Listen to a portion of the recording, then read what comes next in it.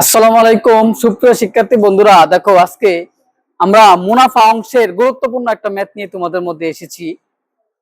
কোন আসল 3 বছরে মুনাফা আসলে 1578 টাকা। তার মানে কি এখানে 3 বছর পরে মুনাফা এবং আসলে মিলে হবে কত? 1578 টাকা। তাহলে এখানে কে কে আছে? আসলও আছে, মুনাফা আছে। আবার 5 বছরে মুনাফা আসলে 1830 টাকা। 1800 কত? 30 টাকা। আসল ও মুনাফার হার নির্ণয় করো। এখন একটা জিনিস মাথায় রাখবা, সেটা হচ্ছে আসল কিন্তু আমার সবসময় ফিক্সড, কিন্তু সময় যত বাড়ে কমে তখন আমার কি হয়? পার্সেন্টটা মানে টাকার পরিমাণটা বাড়ে কমে। তার মানে কি আসল কিন্তু ফিক্সড, মানে আসল হচ্ছে একই রকম। ধরো আমি 5,000 টাকা ব্যাংকে রাখলাম, 5 বছর পরে মনে করো আমি পাবো 5,200 টাকা, 10 বছর পরে মনে করো পাবো 8,000 টাকা, এটুকুই তো, কিন্তু আসল তো সেম। তার মানে আমি লিখলাম 5 বছরে মুনাফা আসল কত? 1830 টাকা। 3 বছরে মুনাফা আসল কত? 1578 টাকা। তাহলে বিয়োগ করো, বিয়োগ করলে দেখো এখানে আসল তো সেম, মানে কি আসল কাটা যাবে, আসলটা কি সেম, কিন্তু মুনাফা কিন্তু সেম না, মুনাফা কিন্তু চেঞ্জেবল, এই জন্য মুনাফা থেকে যাবে। কথা বলতে পারছি আমি? তার মানে কি আসল চলে গেলে কে থাকে? শুধু মুনাফা। তাহলে বিয়োগ করলে এখানে কয় বছরের মুনাফা? 2 বছরের। তাহলে 2 বছরে আমাকে মুনাফা দিবে মাত্র 252 টাকা বিয়োগ করার কারণে। ঠিক আছে? তাহলে 1 বছরের মুনাফা ভাগ কম হবে ভাগ, তাহলে 3 বছরের মুনাফা কত হবে? বেশি। তুমি 3 করতে পারো, 5 করতে পারো।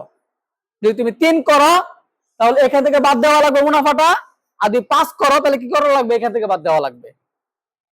তাহলে আমি শুরুটা করলাম, কারণ আমি শুরু মানুষ শুরুটা করলাম। ঠিক আছে? তাহলে আমি 3 দিয়ে করলাম, তার মানে কি একটু বেশি হবে, তার মানে কি ভাগ করতে হবে। তাহলে 2 দিয়ে কাটো এটাকে, তাহলে 126 হয়। তাহলে 126 কে 3 দিয়ে গুণ করলে কত হয়? 378। তার মানে 3 বছরের মুনাফা কত? 378। আর 3 বছরের মুনাফা আসল কত? 1578। তাহলে এখান থেকে এটা বাদ দিলে কে থাকবে? আসল থাকবে। তাহলে সুতরাং আসল সমান সমান হচ্ছে কত? মুনাফা আসল মাইনাস মুনাফা সমান সমান কত? 1200 টাকা অনলি। আশা করি সবাই বুঝতে। তার মানে কি প্রথম অংশ বলছিল মুনাফা আসল কত, তো আসলটা বের হয়ে গেছে। এখন মুনাফার হারটা বের করি, একটু দেখো। দেখো তারপরের অংশটা হচ্ছে কি, তোমার পি হচ্ছে 1200, এন হচ্ছে 3, আর আই হচ্ছে 378। তাহলে আর ইকুয়াল টু হোয়াট? তাহলে আমরা জানি I equal to P N R. তাহলে আই আর ইকুয়াল টু কি? I by P N. যেহেতু আমি আর বের করতেছি এই জন্য 100 দিয়ে গুণ করা লাগবে। তাহলে আই এর ভ্যালু হচ্ছে 378 গুণন 100 বাই পি মানে হচ্ছে 1200 ইনটু এন মানে হচ্ছে 3। এখন কাটাকাটা দেখো, এই ডাবল শূন্য কাটা, 12 কে 6 দিয়ে কাটলে হয় 2, 378 কে 6 দিয়ে কাটলে হয় 63।